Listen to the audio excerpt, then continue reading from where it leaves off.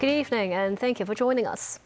Chief Justice of the Court of Final Appeal Andrew Cheung has asked the Court of First Instance Judge Wilson Chan to take early retirement following multiple instances of judicial plagiarism in his written judgments. Chan has submitted his retirement application following the request, which has been approved. His retirement would take effect Friday, 6 years earlier than judges' usual retirement age. In light of High Court Judge Wilson Chan's judicial plagiarism, Chief Justice Andrew Cheung issues a statement underscoring a judge's primary duty to hear and determine the cases fairly, based on applicable laws and evidence presented before the court. Cheung stresses judges must exercise an independent judicial mind, carefully consider the issues in dispute, and provide their own reasoning before reaching a decision. Cheung says judicial copying strikes at the very core of this fundamental requirement, raising serious concerns. He describes such conduct as wholly unacceptable.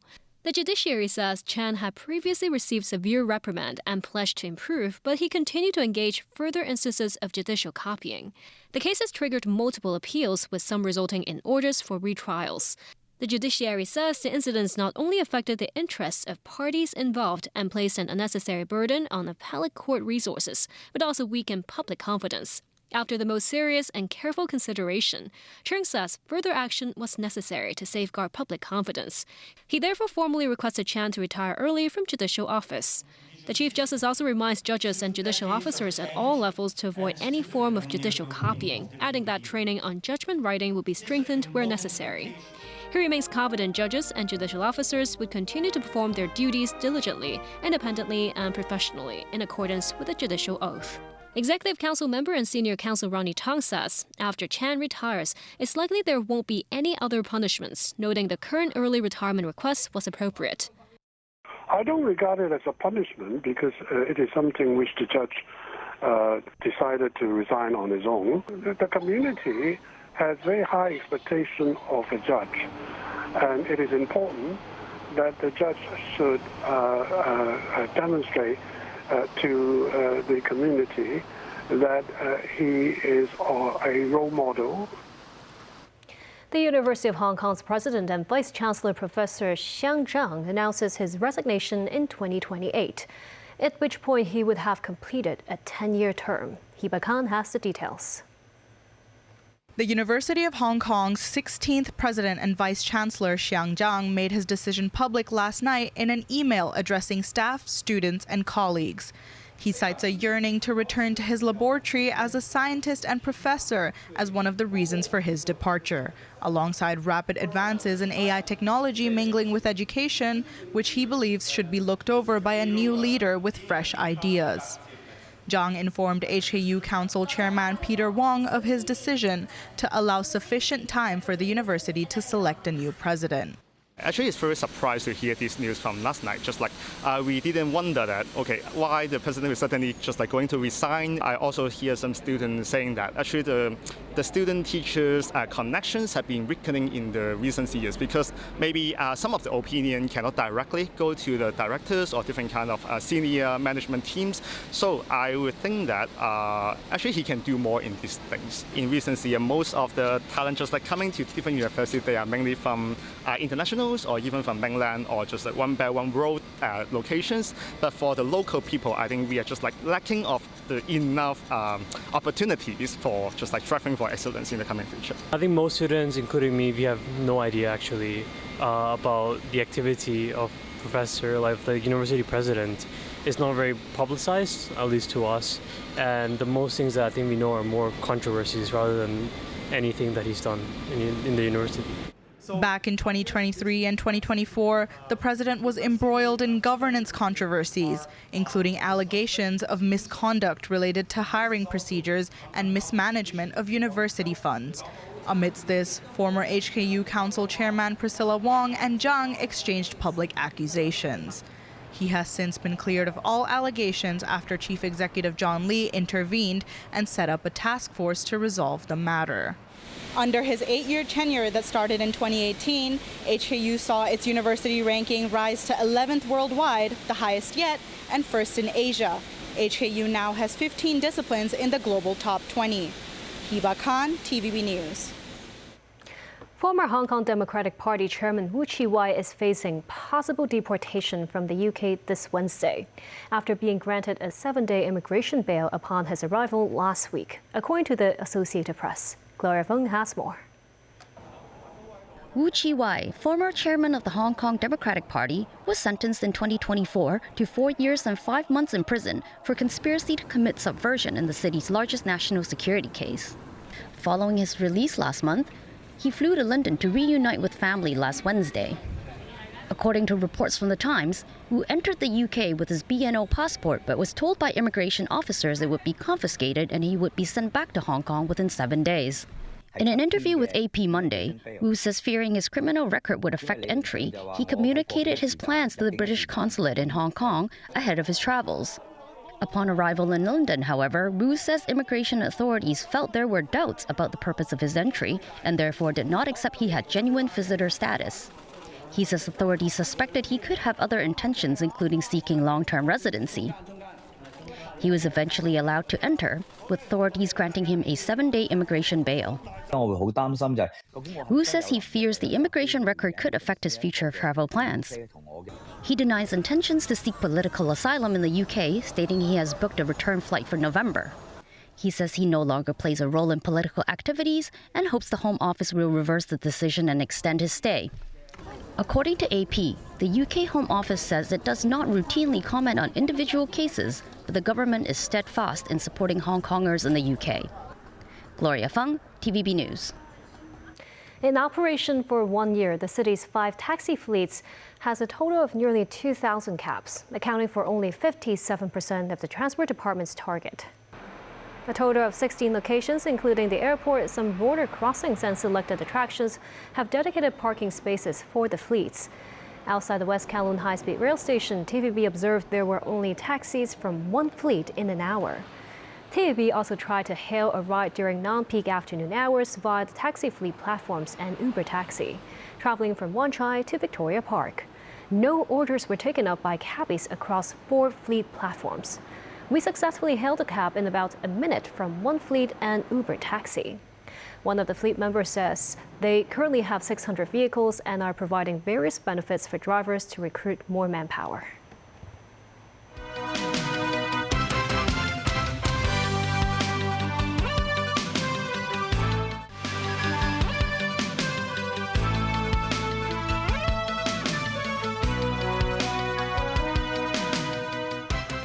Welcome back. German authorities say the suspect in the Berlin Pride attack was shot dead during a confrontation with police on Sunday. This as Chancellor Friedrich Merz questions how the suspect was able to approach the event despite supposedly being under constant surveillance. Danny Zhou has this report. Abdul Balat, a 21-year-old German citizen with Lebanese roots who was suspected to be responsible for the Pride attack, was found dead after an almost 24-hour manhunt. His body is seen being removed by German forensics early Monday. Officers say Balat was tracked down around 6 p.m. Sunday at an allotment garden complex in Spandau, a suburb of Berlin, and that he apparently charged at police with a sharp instrument. Police fired at least 1 shot, and the suspect died at the scene.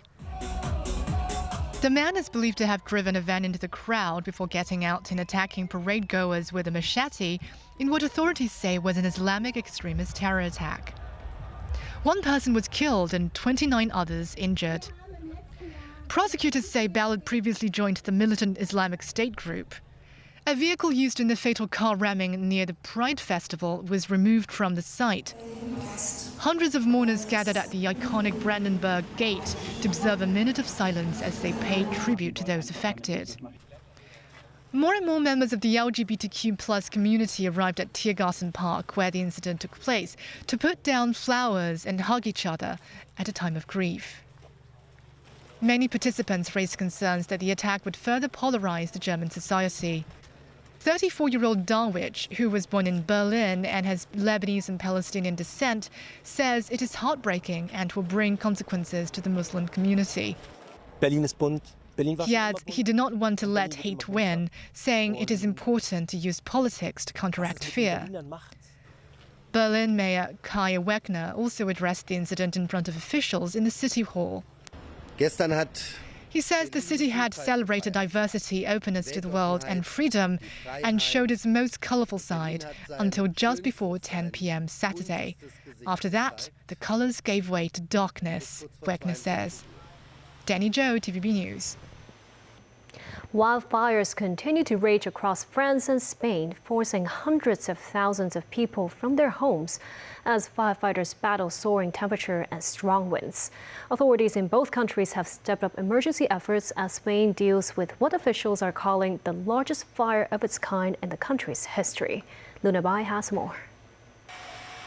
A raging wildfire in southwest France forced the evacuation of 55,000 people overnight Sunday, bringing the total forced out of their homes to a staggering 220,000 in one region alone, as flames crept ever closer to the wine-region city of Bordeaux. In the Gironde region of southwest France, at least 42,000 hectares of land being destroyed so far, more than 4 times the size of Paris. Heavy machinery was being used to cut back vegetation and trees, and firefighters raced in trucks to fight flare-ups in planes. Dropping water and retardants rotated in the air, battling to make progress before a forecast surge in temperatures from Tuesday that could make fighting flames more difficult. French President Emmanuel Macron on Monday chaired a meeting of ministers of the French government to discuss the wildfires across the country. In Spain, wildfires have burned out of control around Madrid. Fire evacuations were also carried out Sunday in the Valencia region. A total of 76,000 people have been evacuated in Spain, while 30,000 others have been confined to their homes. The King Felipe VI and Queen Letizia visited an evacuation center to greet displaced people around Madrid on Sunday, saying that they will show their support and solidarity to those affected. Luna Bai, TVB News. Police arrest one suspect and are searching for another following a shooting Sunday evening at a crowded Seattle food festival that killed 3 people and wounded 4 others. Investigators believe the 2 were shooting at each other and there is no ongoing threat to the public. 2 people died at the scene and a 3rd died at the hospital. 4 others were wounded and are hospitalized in stable condition.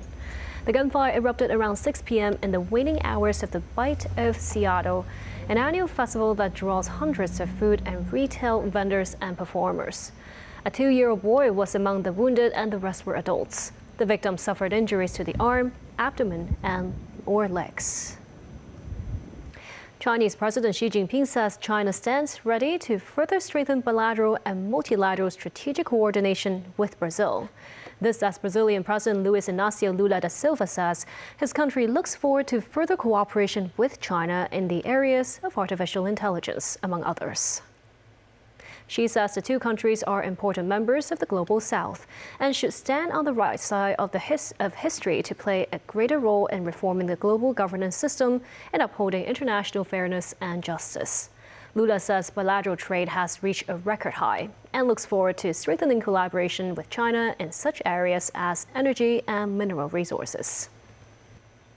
As Typhoon Noru continues on its path towards northern China, it left behind a trail of destruction in Guangdong province, with neighboring areas such as Jiangxi and Hunan provinces still experiencing severe rainstorms. Huizhou City saw some of the worst flooding in Guangdong province, with a local driver seen trapped in his vehicle before his family alerted the police to rescue him. While weather conditions have gradually improved in the region upon Noru's departure, neighboring towns continue to be battered by intense rainstorms. In Meizhou City, some local residents were trapped in their villages with the water level reaching 1.5 meters in height. As Noru passes by the provinces of Jiangxi, Hunan, and Fujian, some areas in the former recorded rainfall of over 200 millimeters. Local meteorological authorities remind residents to maintain awareness of landslide and flash flood-prone locations.